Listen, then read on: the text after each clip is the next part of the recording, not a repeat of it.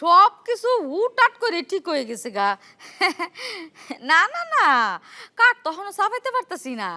কাঠ সাফাইলেই হ্যাঁ পয়লাই তোমরা রে ফাটামো। তোমরা হইলো আমার আপনজন। আচ্ছা আচ্ছা আচ্ছা, দোয়া করো দোয়া করো। আরে আমার রানু রাজরানীর মতো থাকবো, তোমরা ব্যক্তি মিল্লা দোয়া করো। না না না না, পোলা ডারই এই ময়মনসিংহে অনেক জমি জায়গা আছে, বড় আইসক্রিম ফ্যাক্টরি আছে। একটা রাজপুত্রের মতো দেখতে আমার রাহাত বাবাজি। আচ্ছা আচ্ছা, দোহরো দোহরো কাঠটা সাবান হলে ফয়লা তোমরা রে বাড়ায়াম। আচ্ছা আচ্ছা, তো রাখি।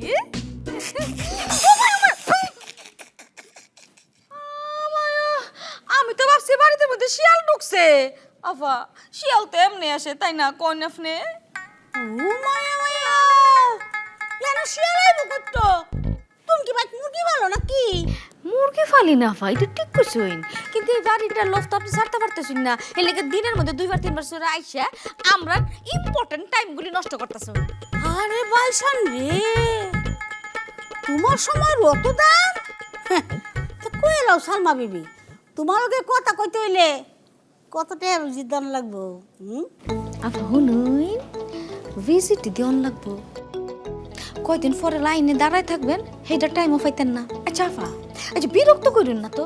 আচ্ছা আমনে কোন আমরার কাজে ডিস্টার্ব করতেছেন করে, আর আড়াল দিকটা আপনি আমরার কথা শুনুন করে। আচ্ছা ভদ্র মানুষ হলে তো মানুষের বাড়ির দরজার মধ্যে কোলা নাই রা টুকুর টুকুর দিয়ে হের পরে না বাড়ি ঢুকে না।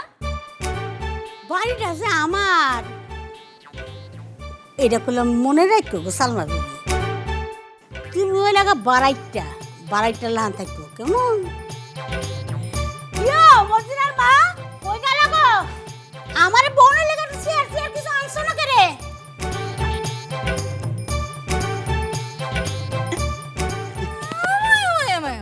খুব তো সেবা করতেছো। আমি যখন কই তখন তো আধা ঘন্টা লাগে লড়তে সরতে কেরে, তখন ওজন বেড়ে জায়গা।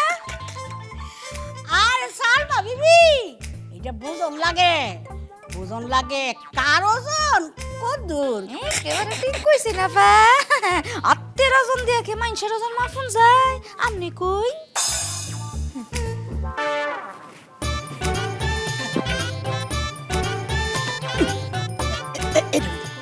আচ্ছা যাও, অনেক সেবা হয়েছে, যাও রান্না করে গিয়ে বাকি কাজ শেষ করো, শিগগির যাও।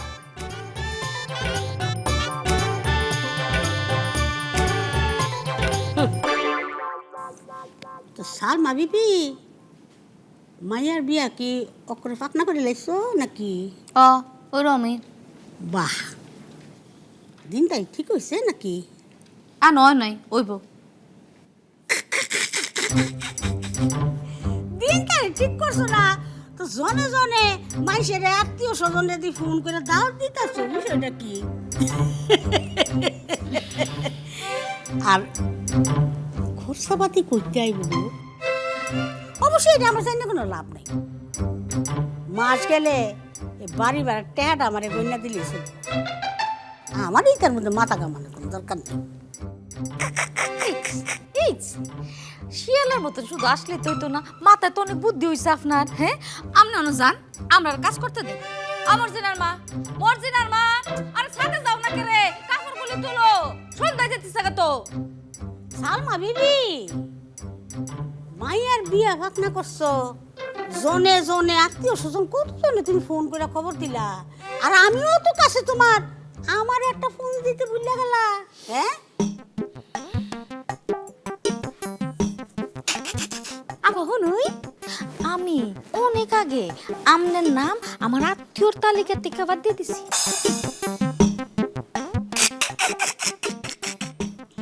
তাতে আমার একটা খুব বেশি কি ক্ষতি হয়েছে গো সালমা বিবি? কি গো বায়ু, তুমিও কি তোমার লিস্টেতে আমার নামটা ফালাই দিছ নাকি সালমা বিবির লাহান? এসব বাদ দাও তো আপা, এসব ভুলে যাও। সামনে শুভ দিন, এসব ভুলে সামনে এগোনোর চেষ্টা করাই ভালো। আর আর বিয়েতেও তোমার অনেক সাহায্য লাগবে।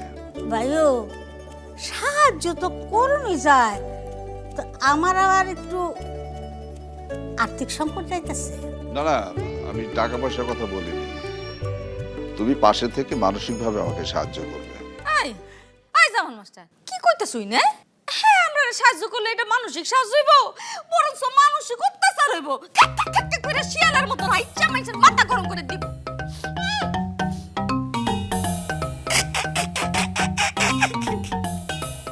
ভাইও সাল বইল গো ফুলাবার মানুষ, হ্যার কথা ধইরো না যে। তুমি যে আমার কাছে সাহায্য চাইছো এইটা আমি সবর খুশি হইছি। আরে ভাই বোনের কাছে সাহায্য চাইবো এটাই তো স্বাভাবিক নাকি? রানু কি আইসে ডাকতে নাকি? হ্যাঁ হ্যাঁ, এই তো চলে আসবে চলে আসবে। রানু আইলে আমার কাছে একটু পাঠাই দিও স্যার, একটু দরকার আছে।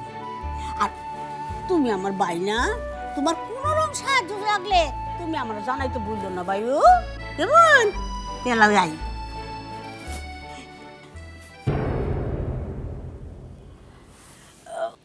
শুনো ভাই, সালমা কইছি না হে ফুলামান, হ্যাঁ হলো তাল্লা গরম, যখন তখন কথা কথা গাছ লাগতে করে। বিকাল বিয়া শাদির চাপ হ্যাঁ নি থাকতো না, হ্যার মাথায় সকাল বিকাল ঠান্ডা পানি ডালো, ঠান্ডা পানি। তো যদি হ্যার মাথা নাই তো ফ্রিজে লান ঠান্ডা হয়। যাই ভাইও।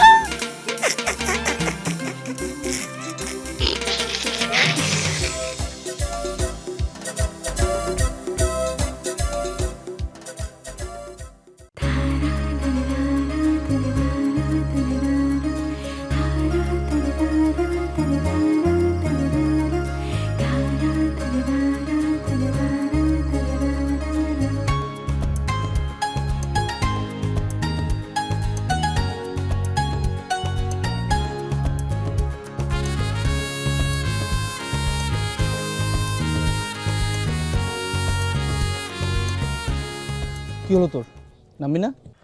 না, আমি গাড়িতেই ভালো আছি। তুই না ফরহাদ, দিন দিন অসহ্য হয়ে উঠছিস। বাহ, এত সুন্দর জায়গা। হ্যাঁ রানু, সত্যি খুব সুন্দর। কি বিথি, কেমন লাগছে? অনেক ভালো। আকাশে আজ এত রং।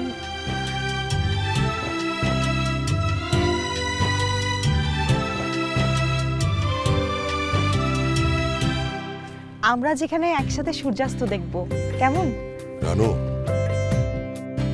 বিধির সাথে তো অনেক দেখেছো, আজ না হয় রাহাতের সাথে দেখো।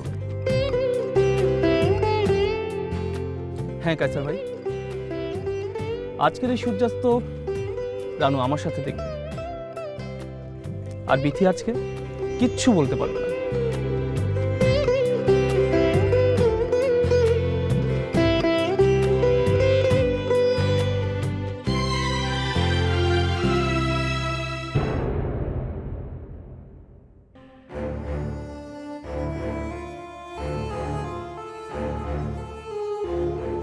আমাদের আসলে এখন কোথাও থামার উপায় নেই। হাইওয়েতে আছি আমরা, আর আশেপাশে এমন কোনো জায়গাও নেই যেখানে থামবো আমরা।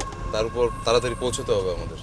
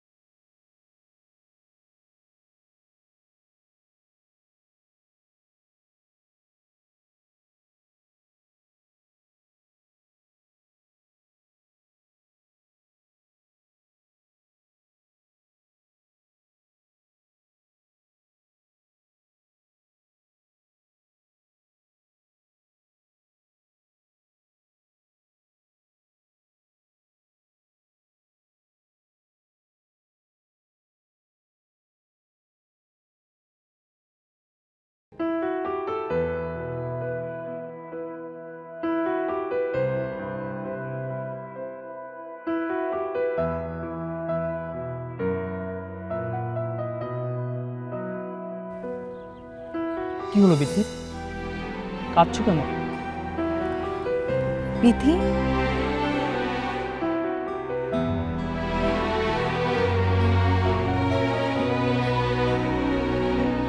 কি হলো তোর? এই বিথি,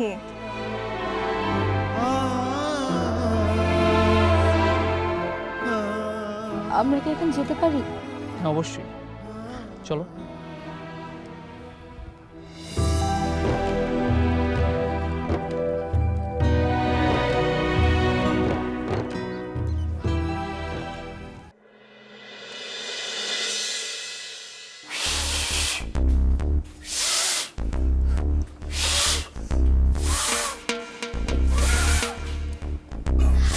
বসুন বসুন।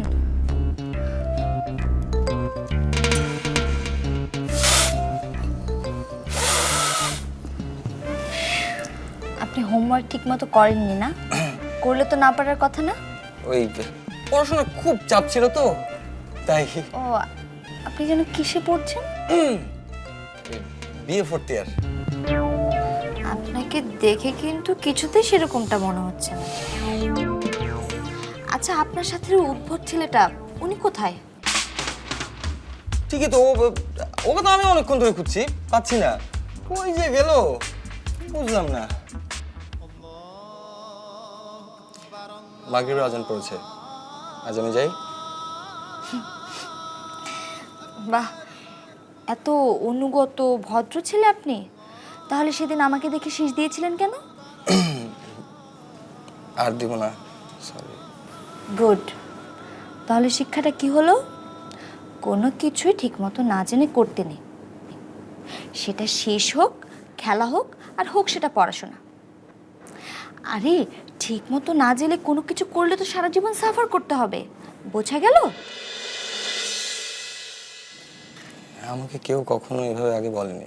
কেন, বাবা মা বলেননি?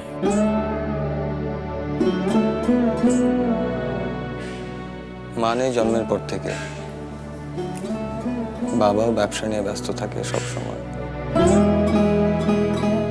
তবে দাদি আছে, তার জন্যই আজানের আগে আগে বাসায় ফিরতে হয়।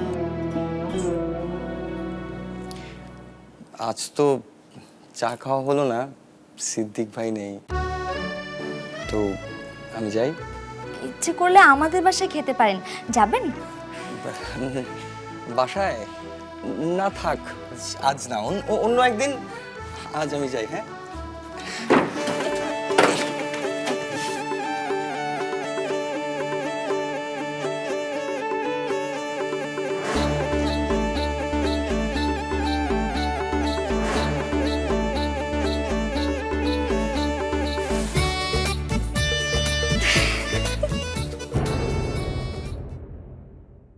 কিছু যদি না হয় তো রানী এমনি গেল কাকে রে? হ্যাঁ, আচ্ছা কষ্টটা কি হইছে বলছি মা, আগে আমাকে উপরে যেতে দাও। যেটা আগে বোঝা দরকার ছিল সেটা তো পরে বুঝে কি হবে? তাহলে কেন আবার তুই পরীক্ষার কথা টানলি? পরীক্ষার কথা আমি তুলেছি? আমি তুলো তো বিথি। তোমাদের দুজনের মধ্যে যে সম্পর্ক, সেটা কি ঝগড়ার বলো? সেটা তো বন্ধুত্বের। কেন তোমরা শুধু শুধু ঝগড়া করছো? আমি ঝগড়া করছি না, আমার কষ্ট হচ্ছে। আমি কি করব বল, ওই ফরহাদ লোকটাকে দেখলে আমার মাথা একদম ঠিক থাকে না। না হলে ফরহাদ ভাইকে গিয়ে বলে দে তুই তাকে ভালোবাসিস, পাগলের মতো ভালোবাসিস। এখানে আবার ভালোবাসাবাসি আসছে কোত্থেকে? কায়সার ভাই, আপনি বিথিকে জড়িয়ে আর কখনো এই ধরনের কথা বলবেন না। ভালোবেসে থাকলে এসব কথা তো আসবেই। না, আসবে না।